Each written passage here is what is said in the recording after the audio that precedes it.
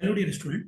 आज के इस वीडियो लेक्चर में मैट्रिक्स का जो इंजीनियरिंग मैथमेटिक्स का पार्ट है यूनिट 1, इसमें कुछ non homogeneous linear of system of equations के इंपॉर्टेंट क्वेश्चन डिस्कस करूंगा।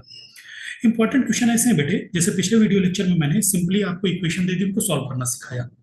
अब कुछ और डिफरेंट टाइप के क्वेश्चन है जो एग्जाम में आते हैं, जैसे लैम्डा और म्यू की वैल्यू आपको निकालने को कहा जाएगा और कॉफिशिएंट के रूप में आपको लैम्डा और म्यू दे दिया जाएगा, या एबीसी की वैल्यू निकालने को कहा जाएगा, के की वैल्यू निकालने को कहा जाएगा, और कहा जाएगा कि find the value of lambda and mu for which the system is consistent या inconsistent, find the value of A K for which the system is consistent. तो इसमें क्या होता है बेटे, इसमें दो तीन वैरायटी के न्यूमेरिकल बनते हैं। पहला, जो अननोन दिया जाता है, एक तो होता है आपका अननोन हो गया एक्स वाई जेड। दूसरा, कांस्टेंट की बजाय वो लैम्डा और म्यू दे देते हैं, या के दे देंगे, एबीसी दे देंगे। इनकी पोजीशन अलग अलग जगहों पे दी जाती है। न्यूमेरिकल की जो वैरायटी बनेगी वो कैसे बनेगी कि अलग अलग पोजीशन पे न्यूमेरिकल दे देंगे, वो दे देंगे लैम्डा म्यू के एबीसी, और उनकी वैल्यू निकालने को कहेंगे। तो उसमें हमें थोड़ा सा बस प्रिकॉशन लेना, हमको जो सीखना है ये सीखना है कि भाई किस पोजीशन पे होने पे हमें कैसे काम करना है। इसी वजह से इस वीडियो लेक्चर में मैंने इन डिफरेंट वैरायटीज के न्यूमेरिकल लिए। अब जैसे पहली वैरायटी है, determine the value of lambda and mu such that the system 2x minus 5y plus 2z equals to 8, 2x plus 4y plus 6z equals to 5, x plus 2y plus lambda z equal to mu has number one no solution, unique solution, infinite number of solutions. अब lambda और mu की जो position है, तो ये सबसे आखिरी equation में दिए गए हैं।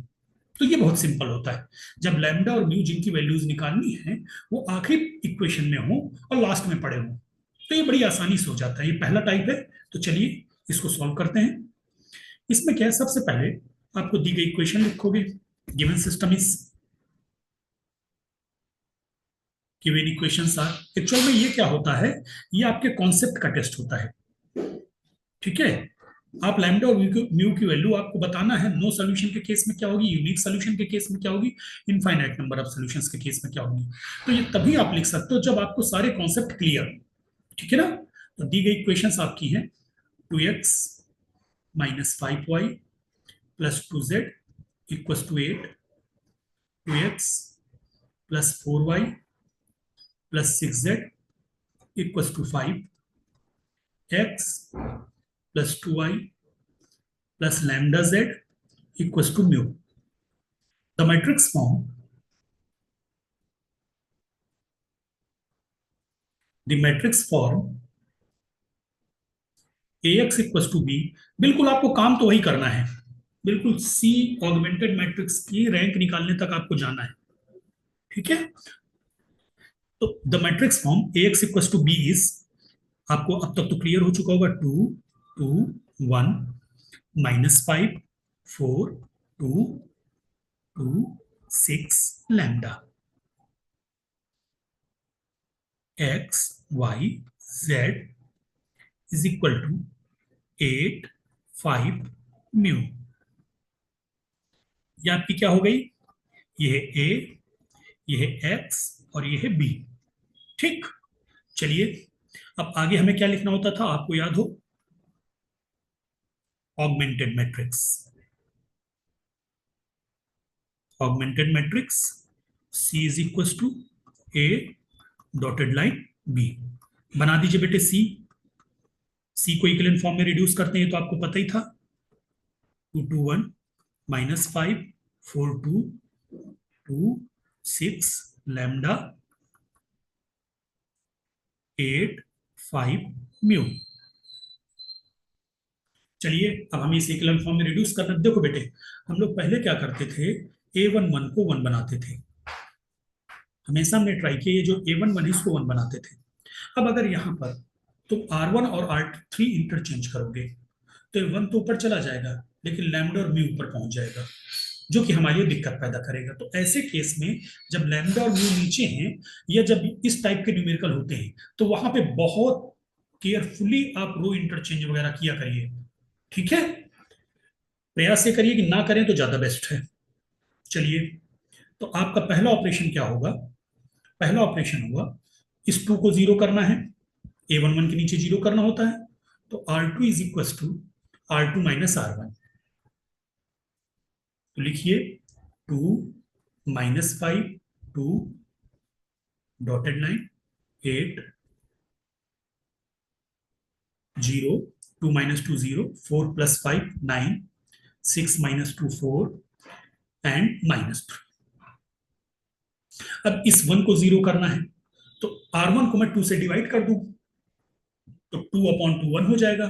तो मेरी बनेगी R1 is equal to R1 minus 1 sorry R3 is equal to R3 minus 1/2 R1। अब इस 1 को 0 करना है जो R3 में है, तो 1 - 1 0 2 + 5/2। ठीक है, ध्यान से देखो 2 + 5/2 यानी 9/2 लैम्डा -1 लैम्डा -1 म्यू -8/2 यानी म्यू -4। चलिए, ये आपका हो गया पहला काम। ठीक, तो यहाँ पे आपके A11 के नीचे 0 कर दिया। अब अगला स्टेप हमारा क्या होता था बेटे, याद हो आपको, A22 के नीचे 0 करना है, यानी इस 9 के 0 करना है। तो इस 9 के नीचे 0 करने के लिए हमें ऑपरेशन क्या लेना पड़ेगा, 9/2, यानी 9/2 को 0 करना है। तो वही ऑपरेशन हमारा यहाँ पे भी आएगा, R3 is equal to R3 minus 1/2 R2। ठीक, तभी ये 9/2 बनेगा। तो R1 R2 as it is copy कर दीजिए, 2 - 5 2 dotted line 8 0 9 4 -3 0 0 lambda minus mu -4 lambda -1 -4/2 यानी लैम्डा -3 आएगा यहाँ पे, म्यू -4 + 3/2 म्यू -4 + 3/2 तो ये आ जाएगा म्यू -5/2 म्यू -5/2। चलिए, अब इक्विवेलेंट फॉर्म बन गया। अब इससे ज्यादा कुछ नहीं हो सकता, क्योंकि देखिए आप यहाँ पे, आप ध्यान से देखिए बेटे, ये 0 हो गया, A11 के नीचे 0 हो गए और A22 के नीचे 0 हो गया, इक्विवेलेंट फॉर्म बन गया। अब यहीं पर आपको नॉलेज लेना चाह रहा है कि आपको सारी चीजें पता है कि नहीं पता है। तो आपने देखो पहले इक्विवेलेंट फॉर्म में रिड्यूस कर दिया। अब आपको बताना है नो सोल्यूशन कब होगा, यूनिक सोल्यूशन कब होगा, इनफाइनाइट नंबर ऑफ सॉल्यूशंस कब होंगे। तो हम एक एक केस को लिखते हैं बेटे। सबसे पहले नो सोल्यूशन का केस लिखते हैं। तो चलिए, no solution number 1, no solution. तो नो सोल्यूशन के लिए क्या होता था आपको पता है, नो सोल्यूशन के लिए फॉर दिस ए की रैंक और सी की रैंक बराबर ना हो, ए की रैंक और सी की रैंक बराबर ना हो। यहां पर बेटे ध्यान रखना, ए की रैंक कम हो सकती है लेकिन सी की रैंक कम नहीं हो सकती, क्योंकि यहां पर 3 रोज हैं। तो हमारे पास एक ही पॉसिबिलिटी है, ए की रैंक और सी की रैंक बराबर ना होने के लिए हमारे पास एक ही पॉसिबिलिटी कि सी की रैंक मैं 3 कर दूं, सी मतलब पूरा मैट्रिक्स और ए मतलब डॉटेड लाइन के इधर मैट्रिक्स, ए मतलब डॉटेड लाइन के इधर मैट्रिक्स और सी मतलब पूरा मैट्रिक्स।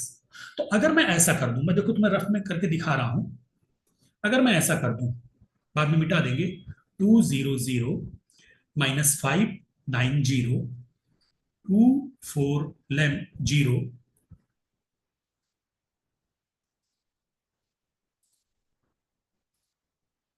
डॉटेड लाइन 8 -3 और कोई भी number, any constant, any constant not equal to 0, other than 0। ठीक, clear, any constant not equal to 0। तो आप ध्यान से देखो बेटे, ए की रैंक कितनी हो गई, 2, चूंकि यहां पे नंबर ऑफ नॉन जीरो रोज कितने हैं, 2 हैं, तीसरी रो पूरी की पूरी 0 हो गई। अब लेकिन जब सी की बात करेंगे, यानी पूरी की पूरी मैट्रिक्स, तो पूरी की पूरी मैट्रिक्स के लिए आप ध्यान से देखो, यहां पर पहली रो नॉन जीरो, दूसरी रो नॉन जीरो, तीसरी रो में 3 एलिमेंट तो 0 है और चौथा क्या है, other than 0, any constant not equal to 0।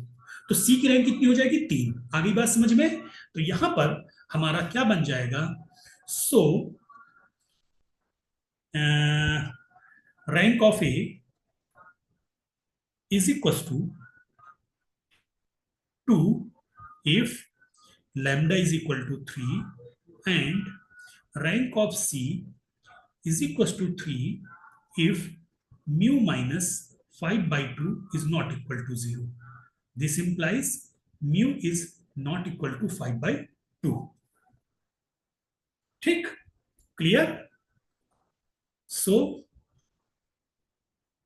when lambda is equal to 3 and mu is not equal to 5/2, the system has no solution. आ गई बात समझ में? चलिए, पहला केस हो गया। दूसरा केस क्या कह रहा है? A unique solution. Number 2, a unique solution. Unique solution के केस में आपको पता होगा बेटे, यूनिक सोल्यूशन के केस में क्या बताया था, याद करिए। यूनिक सोल्यूशन के केस में बताया था कि ए की रैंक, सॉरी फॉर दिस, यहां पे लिखना पड़ेगा, फॉर दिस यूनिक सोल्यूशन के लिए ए की रैंक और सी की रैंक बराबर हूं, और ये किसके बराबर हूं? Number of unknown. और यहां पे अननोन कितने हैं? अननोन्स इक्वल टू 3, यानी ए की रैंक और सी की रैंक 3 के बराबर हो, तभी आपका यूनिक सोल्यूशन होगा। तो रैंक 3 के बराबर कब हो सकती है बेटे? अगर मैं, ए की रैंक 3 कब होगी? ए की रैंक 3 तब होगी जब आपका लैम्डा -3 जीरो ना हो। अगर ये नॉन जीरो हो जाए, लैम्डा -3 जीरो ना हो, तभी ए की रैंक 3 होगी। तो लिखिए, rank of A is equal to 3 if lambda -3 is not equals to 0, that is lambda is not equals to 3। अब बेटे लैम्डा की वैल्यू 3 के बराबर नहीं है, लैम्डा की वैल्यू 3 के बराबर नहीं है, यानी नॉट इक्वल टू 0। अब वो कोई भी नंबर हो सकता है। तो मैं एक मैट्रिक्स बना रहा हूं, जरा चेक करना। मान लो नई मैट्रिक्स मेरी बनती है ये वाली, 2 0 0 -5 9 0 2 4 और कोई एलिमेंट नॉट इक्वल टू 0। ठीक, और इधर आ गई 8 -3 म्यू -5/2। तो यार अगर ए की रैंक, ये एलिमेंट नॉन जीरो है, तो ये अब सी की रैंक भी 3 चाहिए। तो अब ये कुछ भी हो जाए, चाहे जीरो हो चाहे ना हो, ये जीरो हो चाहे ना हो, तो सी की रैंक तो 3 आएगी ही, क्योंकि ये नॉन जीरो हो गया ना। तो अगर ये जीरो हो या ना हो तो भी सी की रैंक 3 आएगी। ठीक, तो क्या लिख दोगे आप?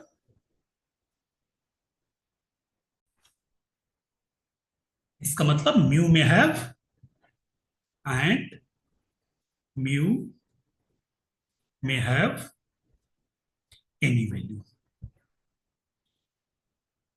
Any value. तो यहां पर मैं एक साथ दोनों कंबाइंड किए दे रहा हूं, rank of C is equal to rank of A is equal to 3 if lambda is not equal to 3 and mu may have any value। आगे बात समझ में? यदि ये जीरो हो भी जाए तो कोई फर्क नहीं पड़ता, अगर ये जीरो भी हो गया तो भी कोई फर्क नहीं पड़ना है। ए की रैंक 3 होगी और सी की रैंक 3 होगी। चलिए third, infinite number of solutions. तो इनफाइनाइट नंबर ऑफ सॉल्यूशंस कब होंगे बेटे? जब ए की रैंक सी की रैंक बराबर हो और अननोन से कम हो। अननोन कितने? 3, तो यानी ए की रैंक भी 2 चाहिए। ऑब्वियसली यार 9 4 और -3 तो जीरो हो नहीं सकते। कहानी तो जो कुछ है यहीं पे होनी है ना। अब इनफाइनाइट सोल्यूशन चाहिए, तो जो लैम्डा और म्यू की वैल्यू तो तुम पुट कर सकते हो। तो अब तुम्हें इनफाइनाइट सोल्यूशन चाहिए, इनफाइनाइट नंबर ऑफ सोल्यूशंस, यानी ए की रैंक सी की रैंक बराबर हो और वो अननोन से कम हो। अननोन कितने हैं? 3, एक्स वाई और जेड। तो यानी अगर ये जीरो हो जाए, यानी लैम्डा 3 हो जाए और म्यू 5/2 हो जाए, तो ये पूरी की पूरी नीचे की रो क्या हो जाएगी? जीरो। ए की रैंक भी 2 और सी की रैंक भी 2। क्लियर? चलिए अगले पेज पे लिखते हैं।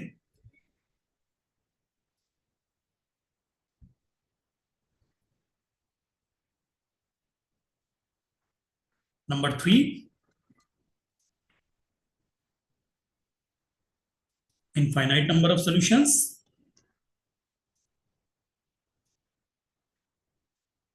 सॉल्यूशंस इसके लिए क्या बताया था अभी? फॉर दिस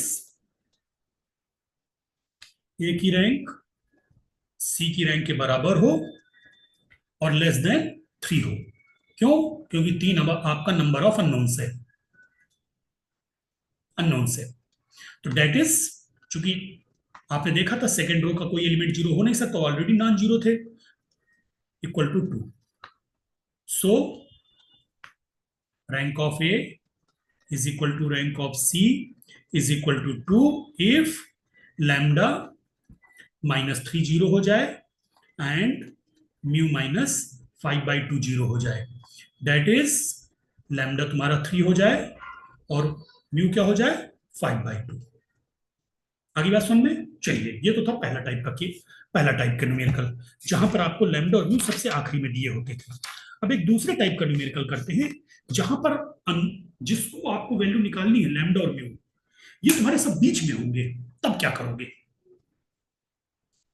क्वेश्चन लिखिए, find the value of, find the value of lambda such that the following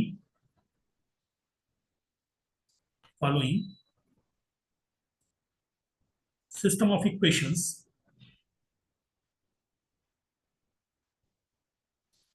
have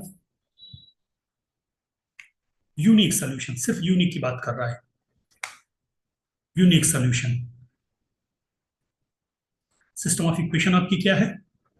अब देखो, हर जगह दे दिया lambda x plus 2y minus 2z equals to 1, comma 4x plus 2 lambda z, sorry 2 lambda y minus z equals to 2, comma 6x plus 6y plus lambda z equals to 3।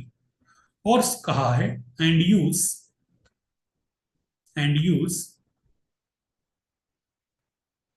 matrix method to solve these equations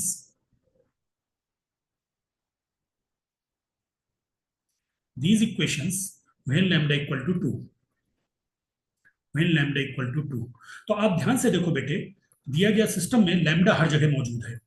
given system is lambda हर जगह मौजूद है। Lambda x plus 2y minus 2z equals to 1, 4x plus 2 lambda y minus z equals to 2, 6x plus 6y plus lambda equals to 3। ठीक है। अब बेटा, अगर तुमको अभी पिछले वाले उसमें आपने ध्यान से देखा होगा बेटे, जब आप इसको ट्रायंगुलर फॉर्म में रिड्यूस करते हो तो यूनिक सोल्यूशन के मैंने लिए क्या कहा था कि ये जीरो ना हो, ये जीरो ना हो मतलब अगर ए की रैंक तुम्हारी 3 आ गई तो सी की तो अपने आप 3 आनी ही आनी है। आगे बात समझ में, चूंकि ए की रैंक 3 आने का मतलब है ए में 3 नॉन जीरो रोज हैं। अब सी के अगर 2 एलिमेंट भी जीरो हो जाते हैं, अगर यहां डॉटेड लाइन के इधर 2 एलिमेंट भी जीरो हो जाते हैं, जैसे ए की रैंक 3 आ गई यानी 3 नॉन जीरो रोज हैं, ए की रैंक 3 आने पे 3 नॉन जीरो रोज हैं। मैं अगले पेज पे समझा देता हूं तो उससे और क्लियर हो जाएगा। मान लीजिए आपकी मैट्रिक्स ये है 0 0 0 0। अब यहां पे मान लीजिए एलिमेंट है और ये जीरो भी हो जाए तो भी सी की रैंक क्या होगी? 3 होगी। यानी सी की रैंक ए की रैंक से कभी कम नहीं हो सकती, ये ध्यान रखना। ए की रैंक तो सी की रैंक से कम हो सकती है, लेकिन सी की रैंक ए की रैंक से कम नहीं होगी, क्योंकि अगर ये जीरो हो जाए और ये नॉन जीरो हो जाए तो ए की रैंक तो 2 हो गई और सी की रैंक कितनी हो गई? 3। ए की रैंक कम हो सकती सी से, लेकिन सी की रैंक ए से कम नहीं हो सकती। तो यानी अगर मैं ये कहूं कि यहां पर चूंकि बेटे आसान नहीं है, मैं लिख रहा हूं, दिखाता हूं आपको matrix form, matrix form ax equals to b is lambda 2 minus 2 4 2 lambda minus 1 6 6 lambda is equal to sorry into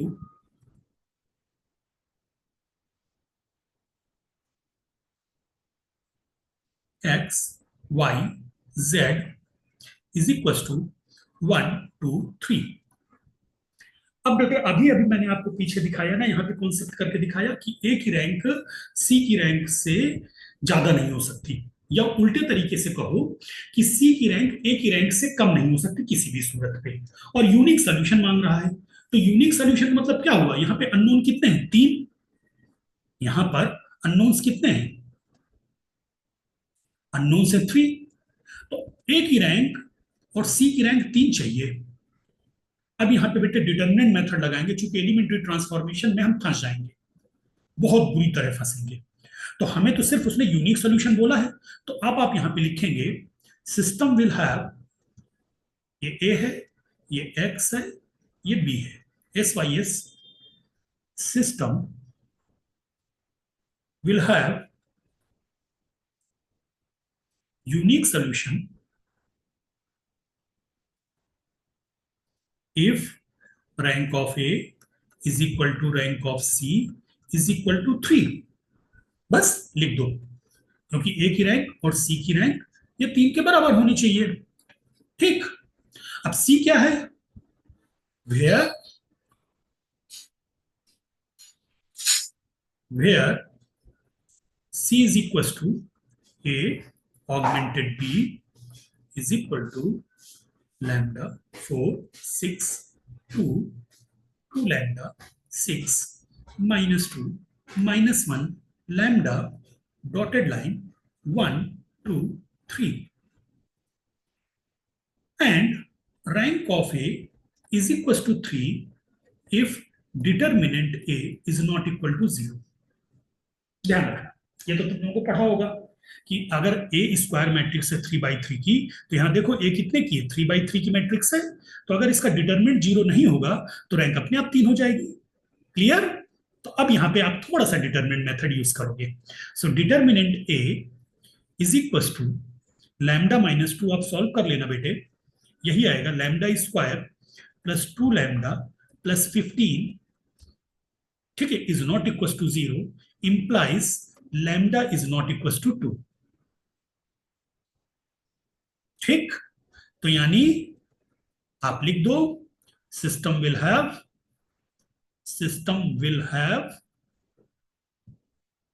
unique solution if lambda is not equal to 2। अगर लैम्डा आपका 2 नहीं है तो सिस्टम यूनिक सोल्यूशन रखेगा। आगे बात समझ में।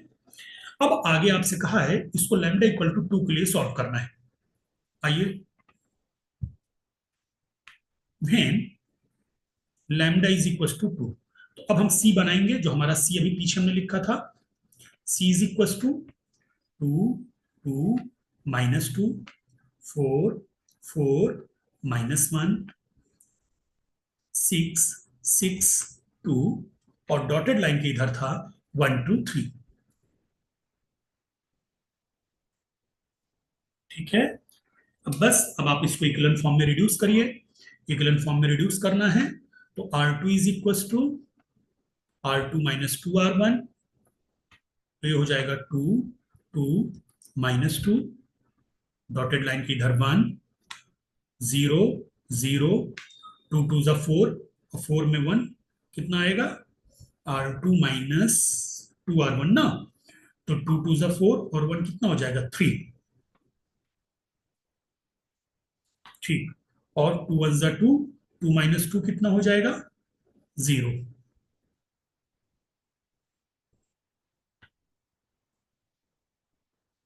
And R3 is equal to R3 minus 3R1, तो 0 0, 3 2 जा 6 4, ठीक, और 3 1 जा 3 0।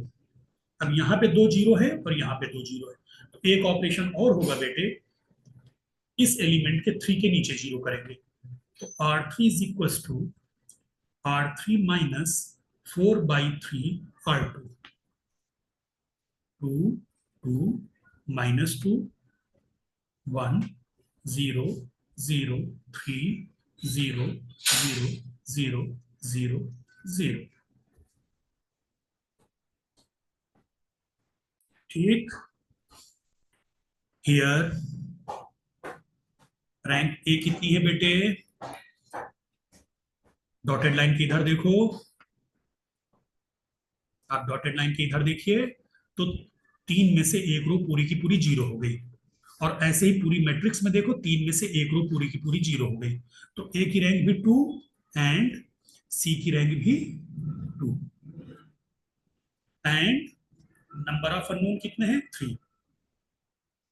Hence system will have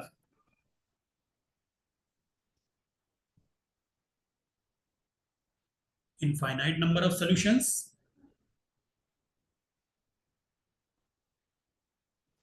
and n minus r is equal to 3 minus 2 is equal to 1 variable. बताया था ना मैंने, आर का मतलब होता है रैंक से और अननोन। जितनी अननोन में रैंक सब्ट्रैक्ट कर दो तो जितना आएगा, जैसे अननोन कितने हैं? 3, रैंक कितनी है? 2, तो 3 minus 2 equal to 1। One variable will be free variable, will be free variable, यानी इसको तुम अपने हिसाब से कोई भी वैल्यू असाइन कर सकते हो वेरिएबल। नाउ अब आप इक्वेशंस लिखोगे बेटे। इक्वेशंस आर, इक्वेशंस कैसे लिखने मैंने पहले बताया था बेटे। यहां पर पहला कॉलम x से मल्टीप्लाई होगा, दूसरा y से, तीसरा z से, और चौथा इक्वल टू के बाद लिखा जाएगा। तो इक्वेशंस लिखो, 2x plus 2y, first row को देखते हुए, माइनस 2z इक्वल टू 1, यहां से देखते हुए 0x 0x 0y plus 3z, दूसरी equation 3z equal to 0। So this implies z equal to 0। ठीक है, और ये इक्वेशन 1, ये इक्वेशन 2। एक वेरिएबल फ्री है, z 0 हो चुका है। अब बचे कौन? x और y। तो इनमें से किसी एक को लेट, आप क्या करो, चाहे x को k मान लो, चाहे y को k मान लो। ये इनफाइनाइट सॉल्यूशन के केस में होता है। ठीक है, तो let y is equal to k, put the value of y and z in 1, we get 2x plus 2k minus 0 equal to 1। ठीक, so this implies 2x equal to 1 minus 2k, so this implies x equal to 1 by 2 minus k। ये लीजिए साहब, answer आ गया।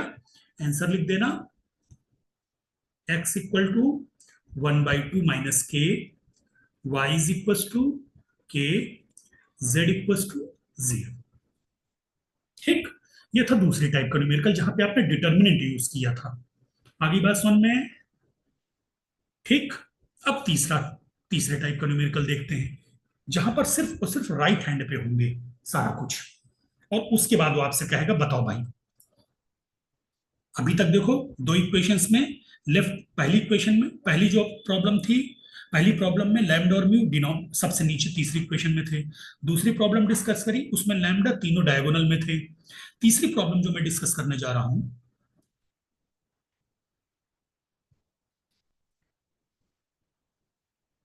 show that show that the equations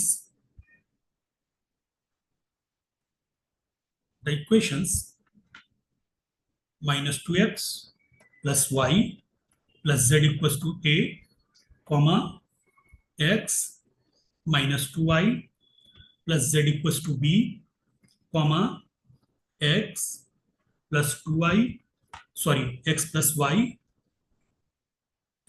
y minus 2z equals to c have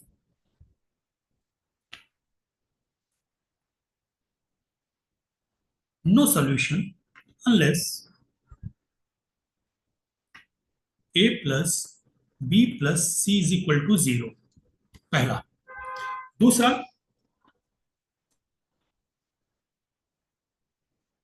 in which case they have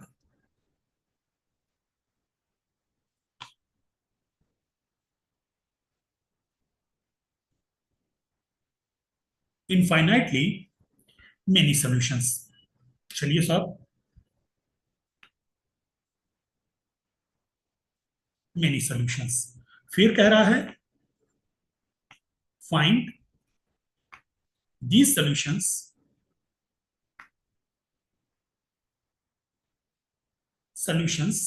when a equal to 1, b equal to 1, c equal to -2। इसमें तीन चीजें पूछी गई है। पहला कि ये equation will have no solution, ये दिखाना है आपको, शो करना है, unless a plus B plus C equal to 0। ठीक। दूसरा, in which case they have infinite many solution. फिर तीसरा, find these solutions when a equal to 1, b equal to 1, c equal to -2। तो चलिए सॉल्व करते हैं।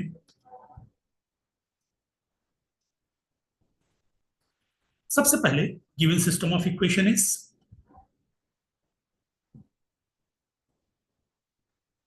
system of equations is, equations are -2x plus y plus z equal to a। अब देखो यहाँ पे राइट हैंड पे दिए गए हैं x -2y plus z equal to b, x plus y -2z equal to c, ये आपको दिया गया है। ठीक है, तो चलिए matrix form, matrix form ax equal to b is -2 1 1 1 -2 1 1 1 -2, x लिख दो, x y z equal to A B C. ये तुम्हारा ए, ये तुम्हारा एक्स, ये तुम्हारा बी। कॉपी कर दिया आपने। ठीक। अब ऑगमेंटेड मैट्रिक्स लिखो बेटे।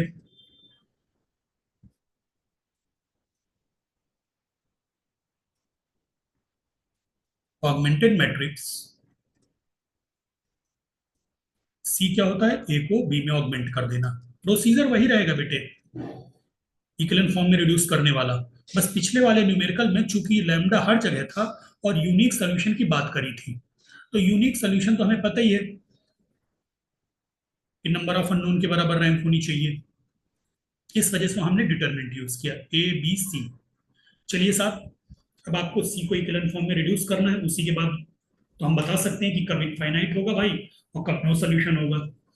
तो हमारा ऑपरेशन क्या होगा यहाँ पे, एक काम ना करें R1 R, अब चूंकि राइट हैंड में देखो ए बी सी तीनों है, तो अब चाहे जिसको इंटरचेंज करते रहो, ये तो रहना ही रहना है। तो अपन अपनी सहूलियत के लिए R1 R3 इंटरचेंज कर दिया। पहले न्यूमेरिकल में मैंने क्यों नहीं इंटरचेंज किया था कुछ भी, क्योंकि जो कुछ था लैम्डा और म्यू तीसरी रो में थे। अब यहाँ पे तीनों रोज में ही ए बी सी है, तो अब कर दो भाई अपनी सहूलियत के लिए, सी 1 -2 1 बी -2 1 1 ए। अब A11 के नीचे जीरो करना होता है, पता है आपको, यानी R1 की हेल्प से R2 R3 चेंज होंगे।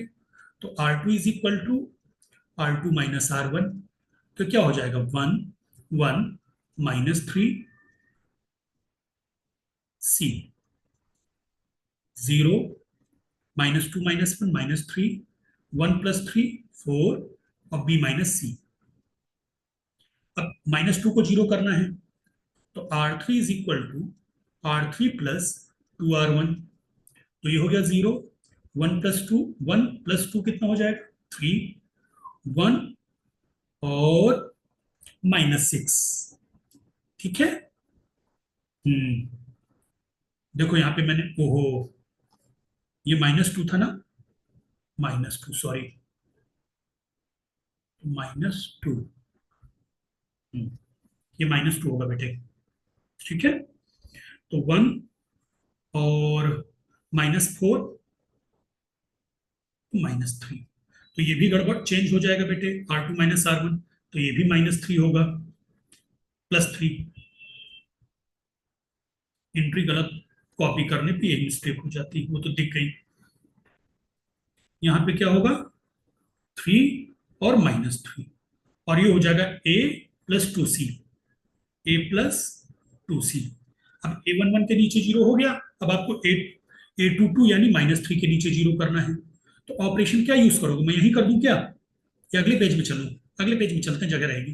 1 1 -3c, तो आपकी मैट्रिक्स थी 1 1 -2, और डॉटेड लाइन की इधर थी c, और ये थी 0 -3 3 b-c, और ये थी 0 3 -3 a+2c। अब आपको a22 के नीचे जीरो करना है, यानी इसके नीचे। ऑपरेशन लिखो, R3 is equal to R3 plus R2।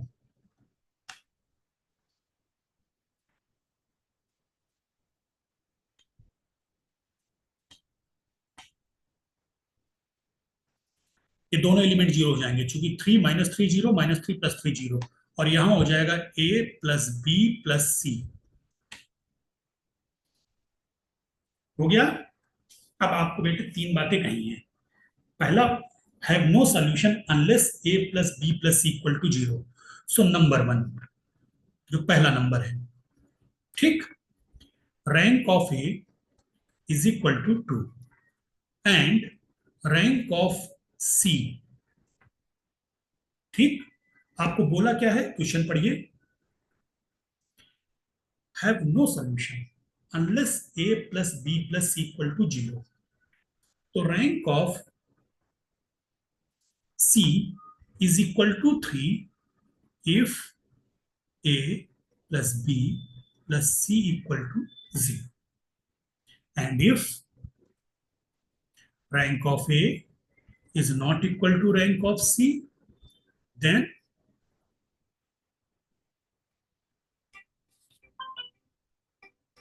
we have no solutions.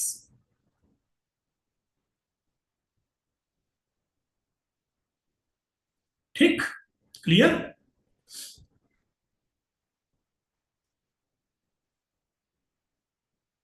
तो rank of a is equal to 2 and rank of c is equal to 3 if a plus b plus c, अच्छा, is not equal to zero लगाना भूल गया, sorry, is not equal to zero. अगर ये zero नहीं है, अगर ये जीरो नहीं है, कोई नॉन जीरो है, तो सी की रैंक 3 हो जाएगी। ठीक, अगली बात सुन में, चलिए नंबर 2, क्या कहा उसने, in which case they have infinitely many solutions. तो पहला तो हो गया, this will have no solution if a plus b plus C is not equal to zero. ठीक है।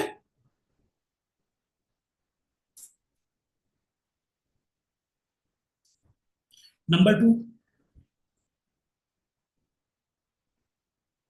We have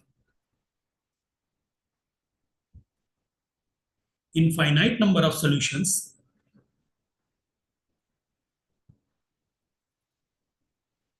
if rank of a, देखो बेटा ये तो जीरो कभी हो ही नहीं सकते हैं, rank of A is equal to rank of C is less than 3 number of unknown.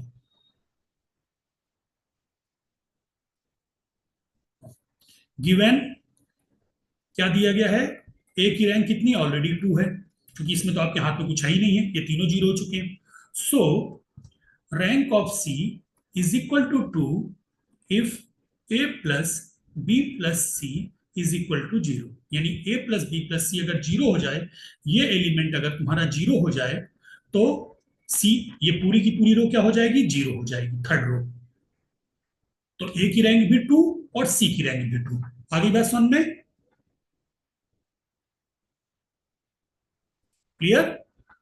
मैंने क्या लिखा, we have infinite number of solutions if rank of A equal to rank of C less than 3 number of unknowns, given rank of A equal to 2, so rank of C equal to 2 if A plus B plus C equal to 0। आगे बात समझ में है? ठीक। अब क्या कह रहा है, आगे बढ़ो भाई। In which case, number 3, find the solutions when a equal to 1, b equal to 1, c equal to -2, find these solutions। यानी अब आपको इनफाइनाइट नंबर ऑफ सॉल्यूशंस के केस में सॉल्यूशन निकालने हैं जब ए वन है, बी कितना है, देखने दो, A one B one C minus two. So now now we find these infinite solutions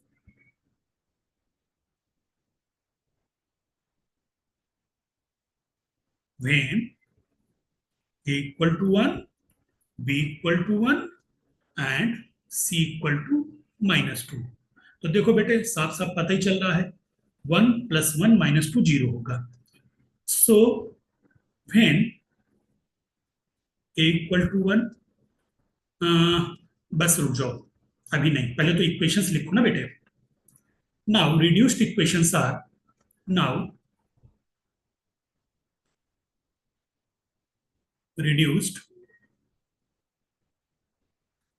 equations are, पहला ये x के लिए है, ये y के लिए, ये z के लिए. x + y -2z = c -3x, sorry -3y + 3z = b - c. ठीक है बच्चों, अब आपने इक्वेशन लिख दी. ये जो नई इक्विवेलेंट फॉर्म में रिड्यूस करने के बाद मैंने बताया था कि पहले ये पहला वाला कॉलम x से मल्टीप्लाई होता है, दूसरा y से, तीसरा z से. तो पहली रो को मल्टीप्लाई करो, 1 × x + 1 × y -2 × z = c. फिर यहाँ 0 × x -3 × y + 3 × z = b - c. अब लिख दो बेटे, now put p = 1 and c = -2 in equation 1 and 2. तो आपको मिलेगा x + y -2z = -2 and -3y + 3z = 3. यही था. हाँ, ये बन गई इक्वेशन 1a और ये हो गई इक्वेशन 2a. हाँ बेटे जरा यहाँ पे देखो, इनफाइनाइट सॉल्यूशन के केस में रैंक 2 है, अननोन कितने हैं, 3, x y z. यानी दूसरे तरीके से इक्वेशंस कितनी है, 2, वेरिएबल्स कितने हैं, 3. तो आप यहां पे लिख दो, here n = 3 and r = 2. So 3 - 2 = 1 variable will be free variable.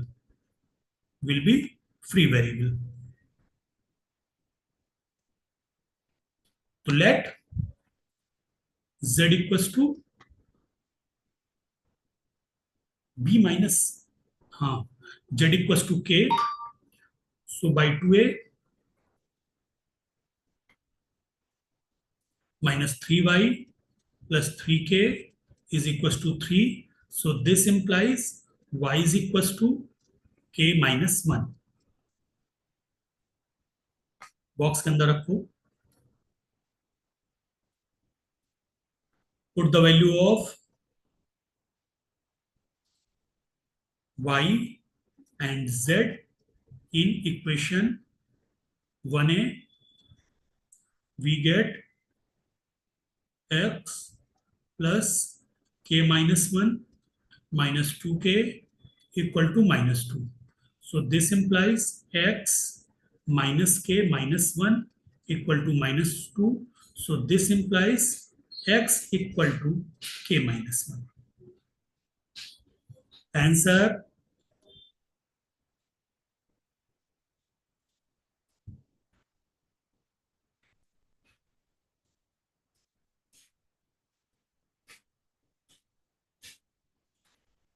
जी आप इतनी मेहनत करी है, ये तो पता करें हम सही है कि गलत है.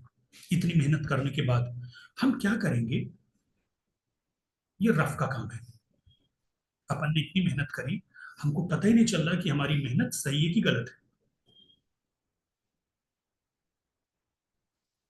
के की वैल्यू आप 2 ले लो. एक्स क्या हो जाएगा, 1, वाई हो जाएगा 1 और जेड हो जाएगा टू। और कोई एक इक्वेशन उठा लो पहले, इन तीन में से कोई सी भी ले लो, पहली ले लो, -2x + y + z = a, -2x + y + z = a, -2x + y + z = a। Check करना जरा, हाँ। और a की वैल्यू क्या रखी थी यहाँ पे, 1, तो यानी =1। अब रखना जरा एक्स वाई जेड की वैल्यू, x की जगह 1 -2, x की जगह 1 -2, प्लस y की जगह 1 1, प्लस z की जगह 2। देखना ये वैल्यू कितनी आ रही है, 2 से 2 कैंसिल, 1 आ रही है, वेरीफाइड, यानी हमारी मेहनत सफल रही। आगे ना सुन में, चलिए। तो ये कुछ ट्रिक्स थी, ये अलग अलग डिफरेंट न्यूमेरिकल्स थे, ठीक है। तो इन डिफरेंट न्यूमेरिकल्स के थ्रू आपको एक आइडिया लग जाएगा। तो तीनों न्यूमेरिकल्स की रिवीजन करिएगा, एक बार प्रैक्टिस करिएगा, पहले वीडियो देखिए फिर प्रैक्टिस करिएगा, ठीक है। फिर उसके बाद आपके पास जो भी बुक है उससे डिफरेंट एग्जाम्पल लगाना। ऑल द बेस्ट बच्चों।